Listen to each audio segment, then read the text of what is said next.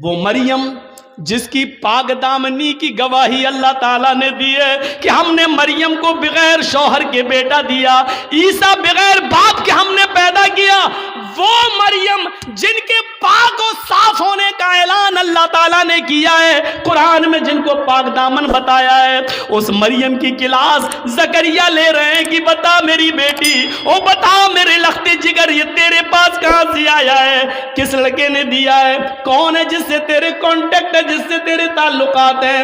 اللہ والی تھی، نیکی فرما بردار تھی، اپنے سرپرست کو شرمندہ نہیں کر سکتی تھی، جس نے پال پوس کر مجھے اتنا بڑا کیا، اس کی عزت خاک میں نہیں ملا سکتی تھی۔ کہنے لگی آپ میرے اوپر شک نہ کریں، آئے زکریا میرے اوپر ڈاؤٹ نہ کریں، قالت ہوا من عند اللہ، یہ کسی لڑکی کی طرف سے نہیں بلکہ اللہ کی طرف سے آیا ہے، یہ اللہ نے بھیجا ہے، یہ جنتی پھل ہے، کوئی فرشتہ دے کر گیا ہے، اس میں کسی لڑکے کا ہاتھ نہیں ہے۔ جب مریم سے پوچھا جا سکتا کہ یہ پھل کہاں سے آیا، تم اپنی بیٹیوں سے کیوں نہیں پوچھ سکتے یہ موبائل تیرے پاس کہاں سے آیا؟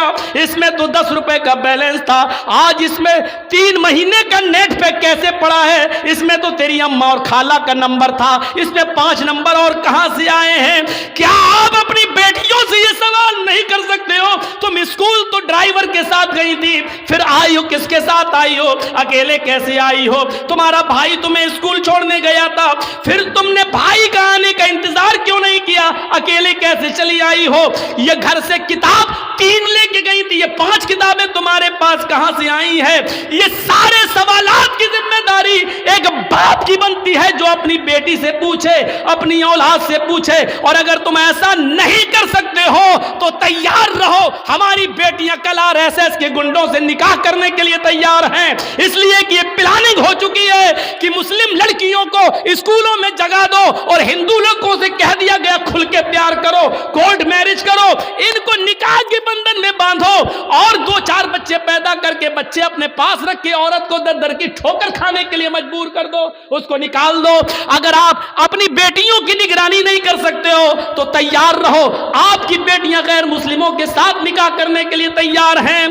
10,000 سے زیادہ ایپلیکیشنیں کورٹ میں موجود ہیں مسلم لڑکیوں کی، جس میں یہ کہا گیا ہے ہمیں اپنی مرضی سے ہندو لڑکوں کے ساتھ نکاح کرنے کے لیے تیار ہیں۔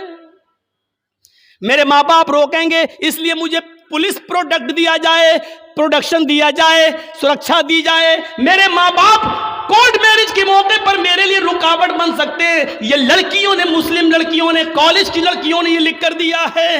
تیار رہیے، اگر آپ اپنی بیٹیوں کے موبائل نہیں چھین سکتے ہو، ان سے سوال جواب نہیں کر سکتے ہو، تو پھر یہ دن دیکھنے کے لیے تیار رہو کہ آپ کی بیٹی مسز ادریس، مسز اسلم نہیں بنے گی، مسز کھنہ بنے گی، مسز رمیش بنے گی، مسز موہن بنے گی، مسز فلاں بنے گی، یہ بنے گی۔ اس کے لیے تیار رہو۔ جو کہنا تھا کہہ دیا، برا لگنا سوابھاوک ہے کیونکہ حق ہے، حق برا لگتا ہی ہے، کڑوی ہے، کڑوی چیز خراب ہوتی ہی ہے، اس لیے میں معافی کا چندہ نہیں مانگوں گا آپ سے، سوابھاوک چیز ہے، ہونا ہے۔ آپ نے پوچھا نماز پڑھی کہ نہیں پڑھی، بیٹے سے پوچھا۔ ہمارے نبی نے تو یہ کہا تھا نا جب بچہ 7 سال کا ہو جائے، بچے میں لڑکا لڑکی دونوں شامل ہے، جب بچہ 7 سال کا ہو جائے نماز پڑھنے کا حکم دو، لے کے جاؤ، نہیں پڑھے کوئی بات نہیں، کبھی پڑھے گا کبھی چھوڑے گا، لیکن جب 10 سال کا ہو جائے نماز نہ پڑھے تو اس کو مار مار کے لے جاؤ، مار مار کے نماز کی طرف لے جاؤ، پیٹو۔ 10 سال کے بعد لڑکے کو پیٹنا پڑے گا، نماز کے لیے مارنا پڑے گا، سزا دینا پڑے گی آپ کو اپنے بیٹے کو، کیونکہ وہ 10 سال کا ہو چکا ہے۔ 10 سال کے بعد باپ کی ذمہ داری بنتی ہے کہ وہ اپنے بیٹے کو نماز نہ پڑھنے پر مارے، پیٹے اور پھر مسجد میں لے جائے۔ آپ نے کیا ایسا؟ موبائل چلانے کی کھلی اجازت، چلاؤ اور بگڑو۔ قاضی شریح نے جو فیصلہ کیا اس فیصلے کو دیکھیے۔ حضرت عمر فاروق جب فجر کی نماز پڑھانے کے لیے کھڑے ہوئے تو ابو لولو نے، فیروز نامی آدمی نے، کسی بات پر وہ حضرت عمر سے ناراض تھا، اس نے خنجر میں زہر بجھا لیا تھا اور چھپ کر بیٹھا ہوا تھا ممبر کے پاس. حضرت عمر نے جو ہی کہا اللہ اکبر، فوراً اس نے خنجر مار دیا. حضرت عمر فاروق کے پیٹ میں وہ خنجر لگتا ہے، اس نے نکالا تو پیٹ تھوڑا سا پھٹ جاتا ہے، ناف سے لے کر جہاں شرمگاہ ہوتی ہے یہاں تک جب اس نے خنجر نکالا تو یہاں تک پیٹ پھٹ گیا، خون کا دھارا بہنے لگا. نمازیوں نے ابو لولو کو پکڑنا چاہا لیکن وہ بھاگنے لگا. ایک صحابی نے اپنی چادر اس کے اوپر پھینکی جس سے اس کا پیر الجھ گیا، وہ گر گیا.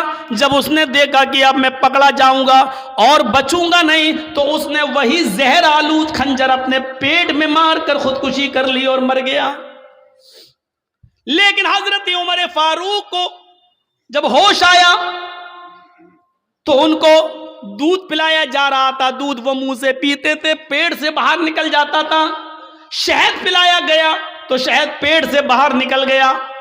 جو چیز کھلائی اور پلائی جا رہی ہے وہ منہ سے تو کھلاتے تھے لیکن پیٹ سے باہر نکل جاتی تھی. اس حال میں کسی نے کہہ دیا امیر المومنین اب آپ فجر کی نماز کیسے پڑھیں گے؟ آپ پہلی رکعت میں تھے اور آپ کو خنجر مار دیا گیا ہے، آپ بے ہوش ہو کر زمین پہ گرے ہیں اور حالت آپ کی ہے کہ کھانا پانی پیٹ میں رک نہیں رہا ہے، آپ فجر کی نماز کیسے پڑھیں گے؟ حضرت عمر نے کہا پڑھوں گا. میری فجر کی نماز کیا ادا نہیں ہوئی ہے؟ کہا نہیں. پانی لاؤ. وضو بنایا، کھڑے ہو گئے. لوگوں نے کہا بیٹھ کے پڑھ لو. کہنے لگے نہیں نہیں ابھی کھڑے ہونے کی طاقت ہے. کھڑے ہو کر 2 رکعت نماز پڑھی اور نماز پڑھنے کے بعد فرمایا لوگوں اگر یہ حالت کسی اور کی ہو جائے، کھانا پانی بھی پیٹ سے نکلنے لگے، اس حال میں بھی اگر نماز کا ٹائم ہو جائے، نماز کا وقت ہو جائے اور اس آدمی کو ہوش ہو تو نماز اس حال میں بھی پڑھنا پڑے گی. اگر اس حال میں ہوش ہے، پیٹ پھٹ جانے کے باوجود، کھانا پانی پیٹ سے نکلنے کے باوجود اگر ہوش ہے اور نماز نہیں پڑھتا ہے تو لا حظ فی الاسلام لمن ترک الصلاۃ، تو ایسے آدمی کا اسلام میں کوئی حصہ نہیں ہے.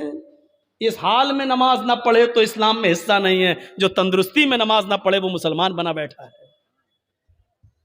کتنے بڑے کبھی کسی کو کھڑا کر کے پوچھو کیا نام ہے؟ ضیاء الحق، حق کی روشنی.